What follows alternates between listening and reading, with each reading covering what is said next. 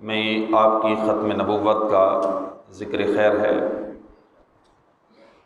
اور ختم نبوت کے حوالے سے عقیدہ بالکل صاف اور ستھرا رکھنا یہ بھی ایمان کی سلامتی کے لیے ضروری ہے۔ اس میں اگر تھوڑی سی بھی کمزوری آ جائے تو بندے کا ایمان خطرے میں پڑ سکتا ہے۔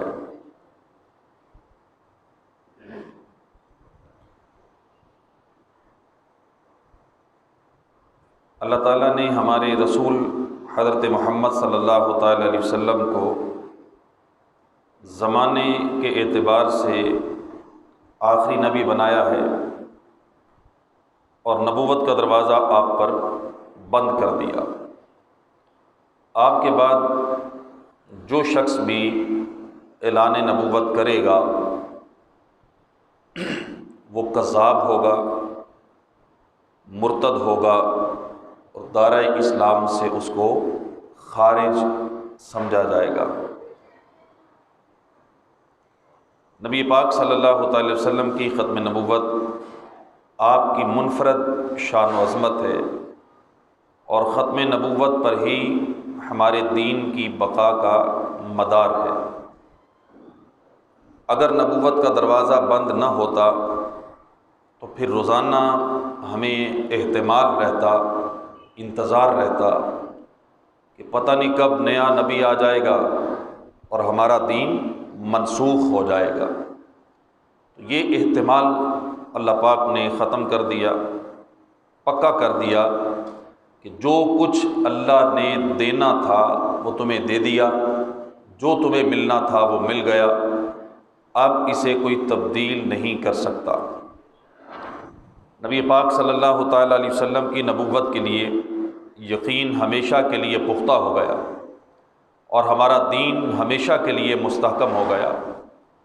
مسلمان کی تعریف جو آئین پاکستان میں ہے اس میں بھی یہی ہے کہ بندہ اس بات کا اقرار کرے کہ اللہ کے سوا کوئی معبود نہیں، اور حضرت محمد مصطفیٰ صلی اللہ تعالیٰ علیہ وآلہ وسلم اللہ تعالیٰ کے آخری نبی ہیں۔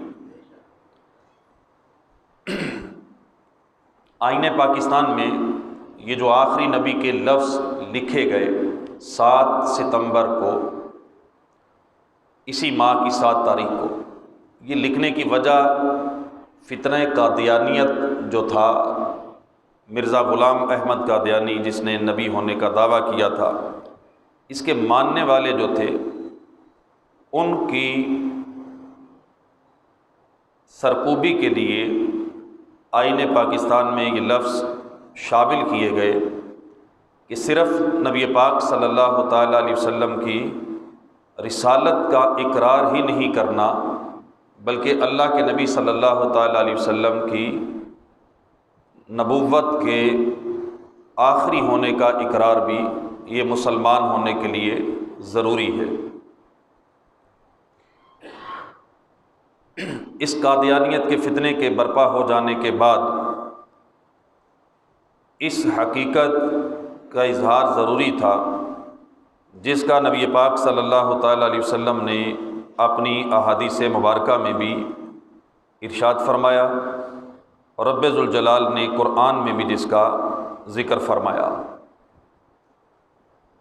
نبی پاک صلی اللہ تعالیٰ علیہ وسلم کی ایک حدیث پاک سنیے، اور اس سے بھی اندازہ لگائیے اللہ کے نبی صلی اللہ تعالیٰ علیہ وسلم اپنی مبارک زندگی میں جب لوگوں کو یہ بتا رہے تھے کہ میں اللہ کا نبی ہوں، اس وقت نبی پاک صلی اللہ تعالی علیہ وسلم ساتھ یہ بتا بھی رہے تھے، یاد بھی کروا رہے تھے کہ میں فقط اللہ کا نبی نہیں بلکہ اللہ کا آخری نبی ہوں۔ حضرت زید بن حارثہ رضی اللہ تعالی عنہ کی کا واقعہ آپ نے سنا ہوگا کہ جب آپ بچے تھے اور حضور کی بارگاہ میں غلام بن کر آئے تھے، پھر آپ کے والد، آپ کے چچا آپ کو تلاش کرتے کرتے جب مکے میں پہنچے تھے تو انہوں نے آ کے نبی کریم صلی اللہ تعالیٰ علیہ وسلم سے یہ عرض کیا تھا کہ آپ زید کو ہمارے حوالے کر دیں۔ نبی پاک صلی اللہ تعالیٰ علیہ وسلم نے فرمایا تھا کہ زید تمہارے سامنے کھڑا ہے، اگر یہ تمہیں کہہ دے کہ میں تمہارے ساتھ جانے کے لیے تیار ہوں تو میں بغیر کسی معاوضے کے، بغیر کوئی فدیہ لیے زید کو تمہارے ساتھ بھیج دوں گا۔ حضرت زید نے انکار کر دیا اور یہی کہا کہ میں نبی کریم صلی اللہ تعالیٰ علیہ وسلم کی بارگاہ سے نہیں جاؤں گا۔ نبی کریم صلی اللہ تعالیٰ علیہ وسلم نے حضرت زید کو قبول کر لیا، اور ان کا یہ جملہ ما ارید برسول اللہ صلی اللہ علیہ وسلم بدلا ولا غیرہ، کہ میں اپنے آقا کو چھوڑ کر تمہارے ساتھ نہیں جا سکتا، مجھے رسول اللہ کی طرف سے جتنی شفقت ملی ہے یہ شفقت تو میرے والدین بھی مجھے نہیں دے سکتے۔ تو یہ گھر والے بھی مطمئن ہو گئے کہ جب ہمارا بیٹا یہاں خوش ہے تو پھر ہم بھی خوش ہیں۔ نبی پاک صلی اللہ تعالیٰ علیہ وسلم نے ان کے چچا کو اور ان کے بھائی کو اور والد کو کہہ دیا کہ زید تمہارے ساتھ نہیں جانا چاہتا۔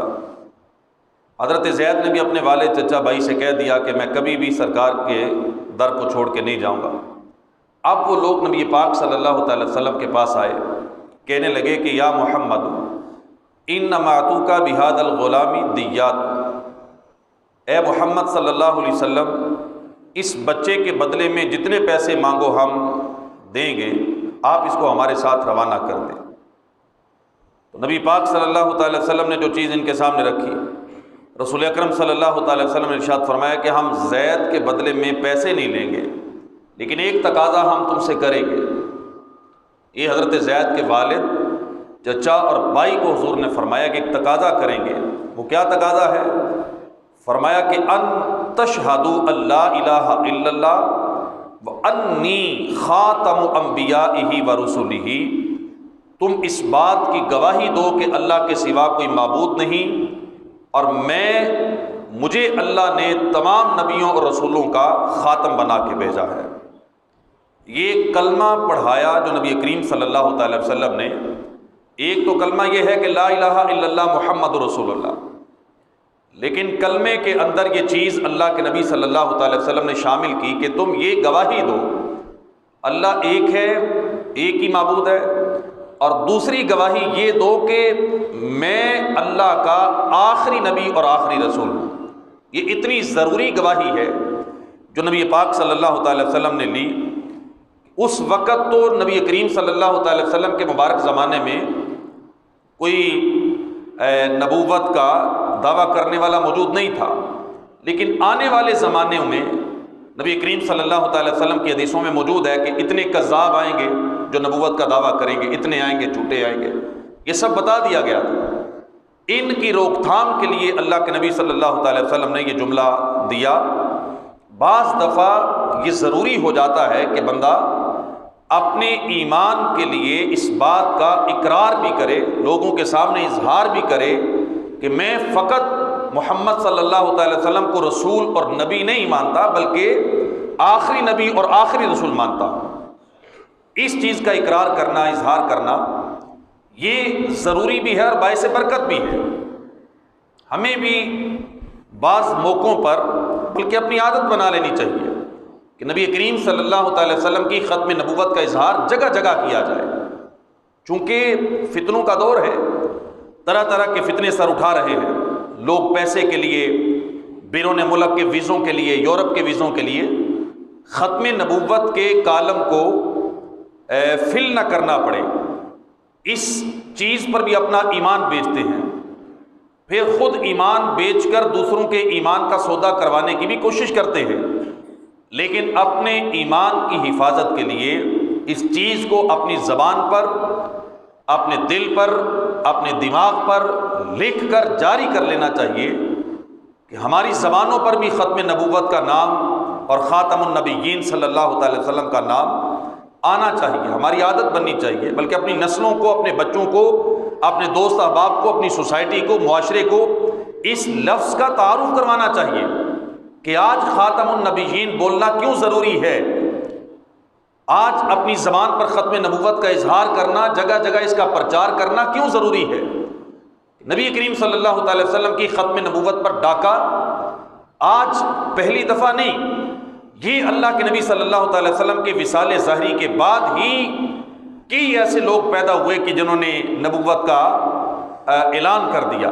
جھوٹے نبی جو ظاہر ہوئے، جن کی سرکوبی کرنے کے لیے صحابہ کرام میدان عمل میں آئے، جن کی سرکوبی حضرت صدیق اکبر رضی اللہ تعالی عنہ نے کی، جن کے خلاف جنگیں لڑی گئی، جن کے ناپاک جسم کو اس زمین سے قتل کر کے اس زمین کو پاک کیا گیا، یہ اس دور سے شروع ہے اور یہاں تک یہ فتنہ پہنچا جو قادیان سے یہ مرزا غلام احمد قادیانی اٹھا، یہاں تک نبوت کا دعویٰ ہوتا رہا۔ آج بھی کئی بدبخت ایسے سوشل میڈیا پر ظاہر ہوتے رہتے ہیں جو اس طرح کی باتیں کرتے ہیں اور سوشل میڈیا پہ اپنے آپ کو پتہ نہیں کیا کیا کہتے ہیں۔ اس لیے ضروری بھی ہے، ایمان کا اظہار بھی ہے، نبی پاک صلی اللہ تعالیٰ علیہ وسلم کا یہ طریقہ کار بھی ہے کہ اللہ کے نبی صلی اللہ تعالیٰ علیہ وسلم نے حضرت زید کے والد کو کہا تم اس طرح کا کلمہ پڑھو کہ وَأَنِّي خَاتَمُ أَنبِيَائِهِ وَرُسُلِهِ، کہ میں خاتم الانبیاء اور خاتم الرسل ہوں۔ یہ ختم رسول کا نام، ختم رسول کا نعرہ، ختم رسول کے الفاظ یہ نبی کریم صلی اللہ تعالی وسلم نے دیے، یعنی جو قرآن مجید میں اللہ پاک نے یہ لفظ صرف اللہ کے نبی صلی اللہ تعالی وسلم نے استعمال نہیں فرمایا، یہ قرآن مجید میں اللہ رب العزت نے اپنے محبوب کے لیے بیان فرمایا ہے۔ اللہ پاک نے خاتم النبیین وَلَٰكِن رسول اللہ، یہاں نہیں کہ بس یہ اللہ کے رسول ہے، بلکہ فرمایا وَلَٰكِن رسول اللہ وَخَاتَمَ النَّبِيِّينَ، یہ اللہ کے رسول بھی ہیں اور خاتم النبیین بھی ہیں، ان کے بعد کوئی نبی نہیں آئے گا۔ یہ وضاحت جب قرآن نے کر دی، نبی پاک صلی اللہ تعالی وسلم نے اپنی احادیث مبارکہ میں کر دی، پھر اس وضاحت کو دہرانا چاہیے، جگہ جگہ اس کا اقرار، اظہار، اعلان کرنا چاہیے۔ ہمارے اکابر نے پاکستان میں جب یہ تحریک چلائی تو 7 ستمبر 1974 کو پاکستان کی پارلیمنٹ میں قادیانیت کے خلاف قرارداد پیش ہوئی اور دنیا کی یہ واحد پارلیمنٹ تھی جس نے ختم نبوت کے مسئلے پر اتنا بڑا اقدام کیا اور قادیانیوں کو غیر مسلم کافر اقلیت قرار دیتے ہوئے پاکستان کی پارلیمنٹ کو یہ اعزاز بخشا کہ اسی پارلیمنٹ کا حصہ ہے کہ جس نے ختم نبوت کے لیے یہ بل پاس کیا۔ اس کی اصل یہ حدیث پاک ہے اور مسلمان کی تعریف میں جو اضافہ کیا گیا، جو نبی پاک صلی اللہ تعالی وسلم نے حضرت زید کے والد کو جو لفظ دیے، یہ اس قانون کی اصل ہے۔ جو پاکستان کے آئین میں قانون لکھا گیا، اس قانون کی اصل نبی پاک صلی اللہ تعالی وسلم کی حدیث ہے، جس میں اللہ کے نبی صلی اللہ تعالی وسلم نے خود آنے والے کو جب کلمہ پڑھایا تو کلمہ پڑھاتے ہوئے نبی کریم صلی اللہ تعالی وسلم نے انہیں یہ فرمایا کہ صرف یہ کہنا کافی نہیں کہ میں اللہ کا رسول ہوں، بلکہ فرمایا کہ تم اس طرح کلمہ پڑھو کہ اقرار کرو کہ میں خاتم النبیین بھی ہوں اور ختم رسول بھی ہوں۔ یہ نبی کریم صلی اللہ تعالی وسلم کی مبارک زندگی سے اس طرح کی اور بھی کئی احادیث مبارکہ ملتی ہیں کہ جن میں نبی کریم صلی اللہ تعالی وسلم نے صحابہ کرام کو اس لفظ کی تعلیم پر تربیت فرمائی۔ قادیانیت کے کفر اور ارتداد پر قرآن مجید اور حدیث سینکڑوں دلیلیں موجود ہیں۔ ان لوگوں نے رسول اکرم صلی اللہ تعالی وسلم کے بعد ایک جھوٹے انسان کی تصدیق کی اور اس کو بحیثیت نبی تسلیم کیا، جس کو آج آپ قادیانی کہتے ہیں، جو ہمارے معاشرے میں مرزائی ہیں۔ ان کا قصور یہ ہے کہ انہوں نے ایک جھوٹے آدمی کو نبی پاک صلی اللہ تعالی وسلم کے مقابلے میں لا کے نبی کھڑا کیا، جس کی وجہ سے اگر وہ پہلے ایماندار تھے پھر یہ مرتد ہو گئے، اگر وہ مومن نہیں تھے یعنی یہودی یا عیسائی تھے تو بعد میں قادیانی بنے، یہ پھر بھی کافر ہی ہیں۔ قرآن مجید کی اتنی آیات کا حکم بالکل اٹل حقیقت ہے، لہذا آج کوئی شخص اگر کسی قادیانی کے کفر میں شک کرے گا وہ خود کافر ہو جائے گا۔ اگر کوئی کسی مرزئی کے کفر میں شک کرے گا کہ یہ بھی تو نمازیں پڑھتے ہیں، داڑیاں رکھی ہیں، مسجدیں انہوں نے اپنی بنائی ہیں، عبادت کرتے ہیں، پتہ نہیں کافر ہیں بھی یا نہیں، پتہ نہیں یہ مولویوں کا جھگڑا ہے، اگر کوئی شک بھی کرے گا تو کافر ہو جائے گا۔ یہ ختم نبوت کا مسئلہ اتنا حساس ہے، اس کو نبی کریم صلی اللہ تعالی وسلم نے اپنی احادیث مبارکہ میں اسلام کی بنیادی شرائط میں سے یہ شرط ہے کہ نبی کریم صلی اللہ تعالی وسلم کی ختم نبوت کا اقرار بھی کیا جائے، اور جو اس ختم نبوت کا انکار کرے اسے برملا کافر کہا جائے، کافر مانا جائے، مرتد والے احکام اس پر لاگو ہو جائیں گے شریعت کے اندر۔ اس مقام پر کچھ لوگ پراپوگنڈا کرتے ہیں کہ قادیانی نے تو مجدد ہونے کا دعویٰ کیا تھا، نبی ہونے کا دعویٰ تو نہیں کیا تھا۔ کوئی کہتے ہیں اس نے مصلح ہونے کا دعویٰ کیا تھا، نبی ہونے کا تو نہیں کیا تھا۔ کوئی کہتے ہیں اس نے ملہم، یعنی مجھ پر الہام اترتا ہے، میرے دل میں الہام ہوتا ہے، یہ دعویٰ کیا تھا۔ کوئی کہتا ہے کہ اس نے ذلی نبی ہونے کا دعویٰ کیا تھا، وہ نبی پاک صلی اللہ تعالی وسلم کے مقابلے میں تو کھڑا نہیں ہوا۔ کوئی کہتے ہیں کہ وہ کلمے میں لا الہ الا اللہ محمد رسول اللہ تو پڑھتے ہی ہیں۔ کوئی کہتے ہیں انہوں نے بروزی نبی ہونے کا اس نے دعویٰ کیا تھا۔ یہ سب خرافات ہیں، ان کی اس وضاحت کی کوئی حاجت نہیں۔ قادیانی کی کتابیں بھری پڑی ہیں، اس نے بتدریج پہلے اس نے اپنے آپ کو مصلح کہا، پھر اس نے اپنی کتابوں میں اپنی تقریروں میں اپنے آپ کو ملہم کہا کہ مجھ پر الہام ہوتا ہے، پھر اس نے مجدد ہونے کا دعویٰ کیا، پھر آخر میں اس نے اپنے نبی ہونے کا دعویٰ کیا۔ اس نے ڈائریکٹ لوگوں کو یہ نہیں کہا کہ میں نبی ہوں، ڈائریکٹ کہتا تو شاید لوگ اس کے قریب نہ آتے۔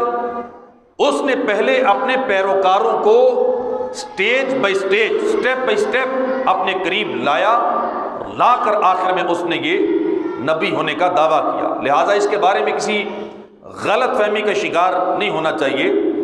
اس کے لیے اس نے اپنی ایک پوری ٹیم بنا رکھی تھی اور دین میں تحریف کر کے پلاننگ کے ساتھ اور سازش کے ساتھ اس نے ختم نبوت پر حملہ کیا تھا، اور یہ راستہ اس نے گھڑا، پلاننگ کے ساتھ اس نے سٹیپ بائی سٹیپ آ کے نبوت کا دعویٰ کیا، جس کی وجہ سے اس نے اپنے اوپر برطانیہ کی وحی نازل کروانے کی کوشش کی، اور ایک جھوٹے نبی کے طور پر وہ اس امت میں فتنے کے طور پہ سامنے آیا۔ اس کی کتب سے چند چیزیں میں آپ کے سامنے پیش کرتا ہوں۔ حقیقت الوحی، یہ مرزا قادیانی کی کتاب ہے، اس کے صفحہ نمبر 27، 28، 96 اور 97 پر اس نے لکھا ہے، اور احمدی کتاب جس کا نام ازالہ اوہام ہے، اس کے علاوہ بھی اس کی اخبار الفضل اور دیگر کتب میں لکھا ہوا ہے۔ مرزا غلام احمد قادیانی اپنے لیے اس نے لکھا ہے کہ قرآن کے اندر جو خاتم النبیین اللہ پاک نے فرمایا ہے وہ کسی اور کے لیے نہیں، وہ معاذ اللہ میرے لیے فرمایا ہے۔ یہ اس نے اپنی کتاب کے اندر لکھا ہے کہ خاتم الانبیاء میں ہوں۔ یہ اس کی کتابوں کے اندر آج بھی الفاظ موجود ہیں، شک کی گنجائش تو رہتی نہیں۔ نبی پاک صلی اللہ تعالی وسلم کے بارے میں کہتا ہے کہ ہم مانتے ہیں کہ وہ اللہ کے نبی ہیں، وہ بھی خاتم الانبیاء ہیں، لیکن اسی خاتم الانبیاء سے مجھے بھی اللہ نے یہ حصہ دیا ہے کہ میں بھی خاتم الانبیاء ہوں۔ قادیانی کہتا ہے کہ وہ خاتم الانبیاء بنے، مگر ان معنوں میں نہیں کہ ان کے بعد کوئی خاتم الانبیاء بن ہی نہیں سکتا، ان کا فیض جاری ہے، مجھے ان سے فیض ملا اور میں بھی خاتم الانبیاء بن گیا۔ وہ مہر لگاتے جائیں گے قیامت تک، جس پر وہ خاتم الانبیاء بنتا جائے گا۔ یہ اس کی کتابوں کے اندر اس کی وضاحت لکھی ہے۔ پھر اس نے اللہ سے کلام اور اللہ سے گفتگو کا دروازہ اپنے لیے کھولا کہ میرے ساتھ اللہ کلام بھی کرتا ہے، میرے ساتھ اللہ گفتگو بھی کرتا ہے۔ یہ چیزیں بھی اس کی کتابوں میں لکھی ہیں۔ اور قادیانی کہنے لگا کہ بجز اس کے کہ کوئی نبی صاحب ختم نہیں، ایک وہی ہے جس کی مہر سے اسے ایسی نبوت مل سکتی ہے۔ ہمارا یہ مذہب ہے کہ نبی کریم صلی اللہ تعالی وسلم کی غلامی بڑا اعزاز ہے، اور حضور کو واقعی اللہ نے یہ طاقتیں دی ہیں کہ آپ جس پر مہر لگا دیں وہ بندہ بے مثل و لاجواب بن جاتا ہے۔ یہ ہمارا عقیدہ ہے کہ اللہ کے محبوب کی غلامی بہت بڑا منصب ہے، جس کو یہ نصیب ہو جائے، جس پر غلامی کی مہر لگ جائے، اس کی شان عرفہ و اعلیٰ ہو جاتی ہے۔ لیکن کبھی ایسا نہیں ہو سکتا کہ نبی کریم صلی اللہ تعالی وسلم کی مہر کا مطلب یہ لے لیا جائے کہ وہ آگے کسی کو نبی بنا رہے ہیں۔ نبی کریم صلی اللہ تعالی وسلم نے ختم نبوت کا دروازہ بند کرتے ہوئے ارشاد فرمایا کہ حضرت عمر رضی اللہ تعالیٰ عنہ سے فرمایا کہ یا عمر، اگر رب ذوالجلال میرے بعد کسی کو نبی بناتا تو تیرے اندر وہ اوصاف موجود ہیں، نبیوں والی وہ صفتیں، وہ خصوصیات اللہ نے تیرے اندر رکھی ہیں، اگر میرے بعد اللہ کسی کو نبی بناتا تو عمر کو نبی بنا دیتا، لیکن رب ذوالجلال نے نبی کریم صلی اللہ تعالی وسلم کے بعد کسی کو نبی بنانا نہیں تھا، اس لیے حضرت عمر رضی اللہ تعالیٰ عنہ کو بھی نبی نہیں بنایا گیا۔ علماء نے لکھا ہے نبی کریم صلی اللہ تعالی وسلم کی اولاد نرینہ، آپ کے بیٹے جو جوان نہیں ہوئے، اس کی حکمتیں لکھتے ہوئے علماء نے یہ بھی لکھا، رب ذوالجلال نے ختم نبوت نبی کریم صلی اللہ تعالی وسلم کا تاج تھا کہ آپ خاتم الانبیاء ہیں، اور آپ کی شان یہ ہے کہ آپ امام الانبیاء بھی ہیں۔ اللہ پاک نے ان دونوں شانوں کے تحفظ کے لیے آپ کی اولاد کو بھی جوان نہیں ہونے دیا۔ اگر آپ کی اولاد جوان ہو جاتی، آپ کا کوئی بیٹا جوان ہوتا، تو یا وہ نبی ہوتا یا نبی نہ ہوتا۔ اگر نبی نہ ہوتا پھر بھی آپ کی شان میں کمی آتی کہ باقی نبیوں کے بیٹے تو نبی ہوئے، آپ کا بیٹا نبی کیوں نہیں ہوا؟ اور اگر وہ نبی بن جاتا تو پھر بھی آپ کی شان میں فرق آتا۔ اللہ پاک نے آپ کی اولاد ہی جوان نہیں ہونے دی۔ یہ ختم نبوت پہ پہرا ہے، یہ ختم نبوت کا تحفظ ہے کہ ہم نبی کریم صلی اللہ تعالی وسلم کے فیض کا انکار نہیں کرتے۔ نبی کریم صلی اللہ تعالی وسلم کا فیض آج بھی جاری ہے، بلکہ ہمارا عقیدہ یہ ہے کہ اس امت کے ہر ولی سے جو بھی کرامت ظاہر ہوتی ہے وہ دراصل نبی کریم صلی اللہ تعالی وسلم کی ذات کا فیض ہے جو اس امت کے ولی سے ظاہر ہوتا ہے، اس میں کوئی شک نہیں، لیکن ولایت کی حد تک ٹھیک ہے۔ نبوت کا دروازہ نبی پاک صلی اللہ تعالی وسلم نے بند کر دیا، اللہ پاک نے بند کر دیا، اور حضور نے اپنی احادیث مبارکہ میں اس کا اظہار بھی فرما دیا، میرے بعد کوئی نبی نہیں آئے گا۔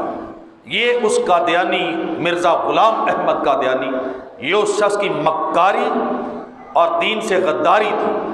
اس نے یہ ظاہر کر کے کہ میں ختم نبوت کا حامی ہوں، میں خود ختم نبوت کا ماننے والا ہوں، معاذ اللہ اس نے ختم نبوت پر بعد میں حملہ کر دیا۔ قادیانی کہتا ہے کہ نبوت حضرت پر ختم ہو گئی مگر ذلی نبوت قیامت تک باقی رہے گی، یہ اس کی کتابوں میں لکھا ہے، الیاذ باللہ معاذ اللہ۔ وہ قادیانی کہتا ہے کہ قرآن مجید میں جو خاتم النبیین آیا ہے یہ مستقل نبوت کا اختتام تھا، اور مستقل نبوت ختم ہو گئی مگر ذلی نبوت آج بھی باقی ہے، یہ اس کی کتابوں میں لکھا ہوا ہے۔ کون کہتا ہے کہ اس نے نبی ہونے کا دعویٰ نہیں کیا؟ اس بدبخت اور پلید شخص نے نبی پاک صلی اللہ تعالی وسلم کے برابر نہیں، اس نے تو حضرت عیسیٰ روح اللہ علی نبینا و علیہ الصلوۃ والسلام کی توہین کی، حضرت مریم کی توہین کی، اہل بیت اطہار کی توہین کی، کئی انبیاء کرام کی توہین کی، بلکہ اس بدبخت نے اللہ کی ذات کی توہین کی جو اس کی کتابوں میں لکھی ہوئی ہے، جس کو ہم بیان ہی نہیں کرتے، اپنی زبان سے وہ الفاظ ادا ہی نہیں کرتے، ممبروں پہ بیٹھ کے کیوں آپ کے سامنے وہ الفاظ بیان کریں جو اس گندے انسان نے اپنی کتابوں میں لکھے ہیں۔ بس آپ کو یہ بتا دینا مقصود ہے کہ ختم نبوت پر ڈاکہ ڈالنے والا غلام احمد اس کی حقیقت کیا تھی، اور اس کے ماننے والے آج اس کے پیروکار جنہوں نے اس شخص کو صحیح کہا، جو صحیح کہہ رہے ہیں، یہ بھی بے ایمان اور مرتد ہیں۔ ان کے ساتھ اگر آج کوئی تعلق رکھنے والا مسلمان یہ سمجھتا ہے کہ نہیں نہیں کچھ نہیں ہوتا، یہ بھی ہو سکتا ہے مسلمان ہوں، کلمہ پڑھتے ہیں، نماز پڑھتے ہیں، قرآن پڑھتے ہیں، داڑھی رکھتے ہیں، ان کے کفر میں شک کرنے والا بندہ بھی کافر ہو جائے گا۔ کافر کے ساتھ کاروباری تعلقات اور اپنے معاشرتی تعلقات رکھنا، اس کی کسی حد تک شریعت نے اجازت دی ہے، لیکن مرتد کے احکام کافر سے بھی زیادہ سخت ہیں۔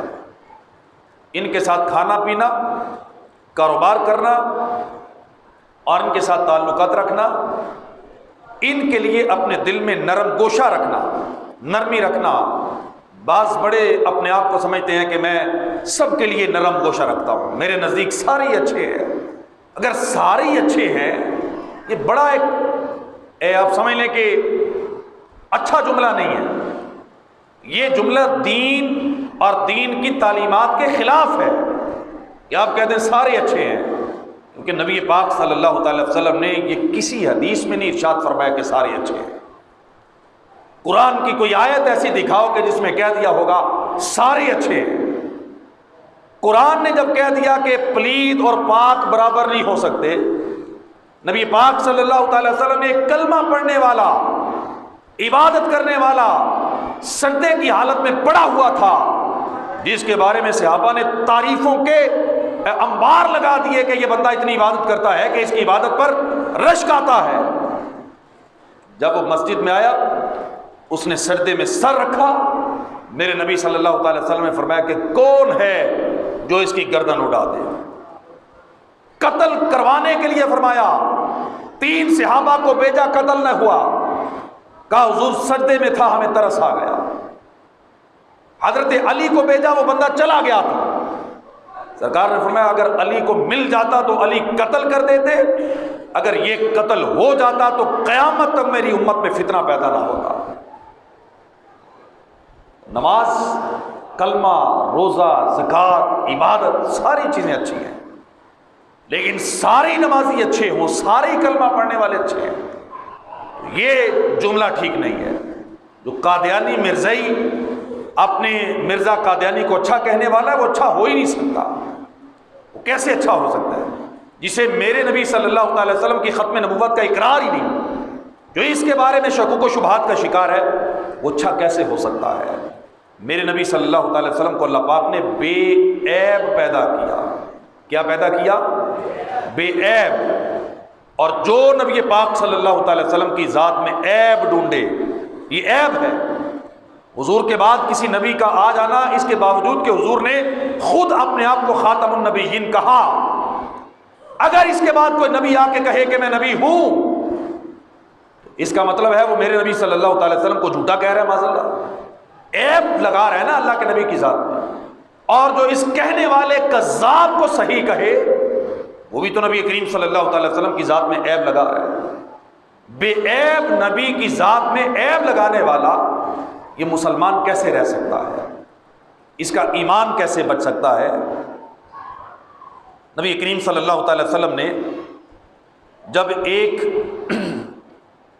شوہر کا حق بیان کرتے ہوئے جب عورتوں کی تربیت فرمائی، اللہ کے نبی صلی اللہ تعالی وسلم نے عورتوں کو شوہر کی خدمت کا انداز سمجھاتے ہوئے یہاں تک بھی ارشاد فرمایا کہ اگر یہ زخمی ہو جائیں اور ان کے زخموں میں پیپ ہو، عورت وہ بھی چاٹے تو پھر بھی شوہر کا حق ادا نہیں ہوتا۔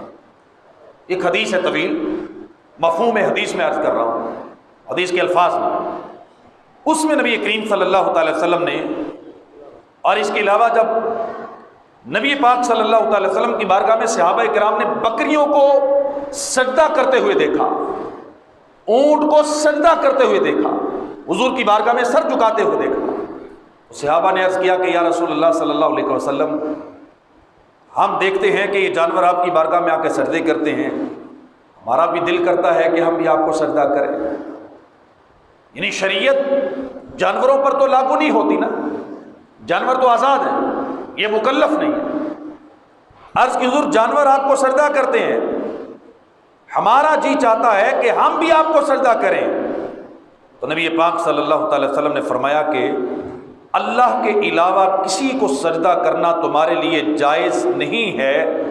اگر اللہ کے بعد کسی کو سجدہ کرنا جائز ہوتا تو میں عورت کو حکم دیتا کہ وہ اپنے خاوند کو سجدہ کرے۔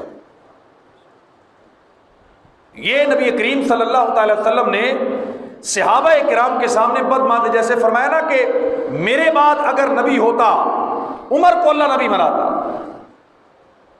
اور اگر سجدہ کرنا جائز ہوتا تو شوہر کو سجدہ کروایا جاتا۔ اس کا یہ مطلب نہیں ہے کہ سجدے کے لیے گنجائش نکالی جا رہی ہے، یہ تو دروازہ بند کیا جا رہا ہے کہ سجدہ کرنا جائز ہی نہیں۔ جب وہاں پہ دروازہ بند کیا جا رہا ہے، اللہ کے علاوہ کسی کو سجدہ کرنا جائز ہی نہیں، اب کوئی تھوڑا سا دروازہ بھی کھولنے کی کوشش کرے گا تو ہم کہیں گے کہ اس کا ایمان مکمل نہیں رہا۔ اسی طرح نبی کریم صلی اللہ تعالی وسلم نے نبوت کا دروازہ بند کرتے ہوئے کہا کہ اگر میرے بعد اللہ نے نبی بنانا ہوتا، میں تمہیں کہہ رہا ہوں کہ عمر نبی ہوتا۔ یہ دروازہ بند ہو گیا، اب کوئی تھوڑا سا دروازہ کھولنے کی کوشش کرے یا توڑنے کی کوشش کرے اس کے بارے میں بھی یہی کہا جائے گا کہ یہ ایماندار نہیں ہو سکتا۔ اور نبی پاک صلی اللہ تعالی وسلم کی ایک بڑی پیاری حدیث پاک، اللہ کے نبی صلی اللہ تعالی وسلم نے ارشاد فرمایا کہ رب ذوالجلال نے ایک بڑا پیارا محل بنایا، عمارت بنائی، اور اس عمارت کو رب ذوالجلال نے طرح طرح کی خوبصورت اینٹوں سے سجایا، اور وہ اتنا پیارا محل ہے کہ جو بھی دیکھتا تھا وہ دیکھ کے تعریف کرتا اور اللہ رب العزت کی تعریف کرتا، اور پھر اس محل کے گرد گھومتا، اور گھوم کر پھر ایک جگہ پہ آ کے وہ دیکھتا کہ اس میں ایک اینٹ کم ہے، ایک اینٹ نہیں لگی ہوئی۔ وہ گھومنے والا کہتا کہ اگر اس محل میں ایک اینٹ لگ جائے تو محل مکمل بھی ہو جائے گا، خوبصورت بھی ہو جائے گا، یعنی مکمل بھی ہو جائے گا، پیارا بھی ہو جائے گا۔ تو رب ذوالجلال نے پھر اس محل کے اندر ایک اینٹ لگائی اور فرمایا کہ وہ اینٹ میں محمد مصطفیٰ صلی اللہ تعالی وسلم، نبوت کا محل اللہ پاک نے میرے وجود سے مکمل کر دیا۔ اب اس کے بعد نہ کسی اینٹ کی گنجائش، نہ کسی روڑے کی گنجائش، نہ کسی ٹکڑے کی گنجائش باقی رہی۔ نبوت کا باب رب ذوالجلال نے یہاں پہ بند فرما دیا۔ اس کے بعد اگر کوئی نبوت کی طرف دیکھے، آرزو کرے، تمنا کرے، اظہار کرے، اقرار کرے، بہانے سے آئے، ڈائریکٹ آئے، جہاں بھی ہوگا وہ مرتد ہوگا، واجب القتل ہوگا، اور جو اس کے ایمان میں شک کرے گا وہ بھی کافر ہو جائے گا۔ اتنا سخت حکم ہے یہ نبی کریم صلی اللہ تعالی وسلم نے جو صحابہ اکرام کے سامنے اپنی احادیث مبارکہ میں بیان فرمایا۔ اس لیے منصب نبوت کا یہ تقاضا ہے، ایمان کی سلامتی کا تقاضا ہے، اور ایمان کی پختگی کے لیے یہ چیز ضروری ہے کہ جب لا الہ الا اللہ محمد رسول اللہ پڑھا جائے، اس میں اس چیز کا اظہار آپ کریں، جگہ جگہ بولیں۔ جیسے ہم پڑھتے ہیں نا الصلاۃ والسلام علیک یا رسول اللہ وعلی آلک واصحابک یا حبیب اللہ، اس میں یا رسول اللہ پڑھیں، اس میں نبی پاک صلی اللہ تعالی وسلم کی رسالت کا اظہار ہے۔ یا حبیب اللہ پڑھے، اس میں نبی کریم صلی اللہ تعالی وسلم کی رب کے ساتھ جو محبت ہے، جو اللہ کو اپنے نبی سے محبت ہے، جو حضور نے فرمایا کہ انا حبیب اللہ، اس شان کا اظہار ہے۔ اب کہے الصلاۃ والسلام علیک یا نبی اللہ، اس میں اللہ کے نبی ہونے کی شان کا اظہار ہے۔ ہم کہیں کہ الصلاۃ والسلام علیک یا نور اللہ، اس میں حضور کے نور ہونے کا اظہار ہے۔ یہ سب شانیں ہیں، لیکن یہ سیغہ بھی پڑھنا چاہیے کہ الصلاۃ والسلام علیک یا خاتم النبیین۔ یہ اپنی زبانوں پہ لفظ لانے کی کوشش کریں، دل و دماغ میں اس لفظ کو لکھے۔ یہ نبی پاک صلی اللہ تعالی وسلم لوگوں کو صرف یہ نہیں پڑھاتے تھے کہ لا الہ الا اللہ محمد رسول اللہ پڑھ لو، نہ، بعض احادیث مبارکہ میں سرکار نے کلمہ پڑھایا، یہ نہیں کہا کہ محمد الرسول اللہ کہو، بلکہ فرمایا یہ کہو کہ میں اللہ کا آخری نبی اور آخری رسول ہوں۔ اظہار کرو اس چیز کا۔ اور نبی پاک صلی اللہ تعالی وسلم نے ایک حدیث پاک میں ارشاد فرمایا کہ بروز محشر جب ساری مخلوق میری بارگاہ میں آئے گی، اکٹھے ہو کے لوگ آئیں گے، سارے نبیوں کے دروازوں سے ہو کے آئیں گے، تو فرمایا پتہ ہے میرے دروازے پہ آ کے وہ کیا کہیں گے؟ وہ صرف یا رسول اللہ نہیں کہیں گے، بلکہ کہیں گے انت رسول اللہ وانت خاتم الانبیاء۔ ہمارا یہ عقیدہ ہے کہ آپ اللہ کے رسول بھی ہیں اور آپ اللہ کے آخری نبی محمد مصطفیٰ صلی اللہ تعالی وسلم۔ یہ محشر کے میدان میں بھی خاتم الانبیاء کا لفظ بولا جائے گا، خاتم النبیین کا لفظ بولا جائے گا۔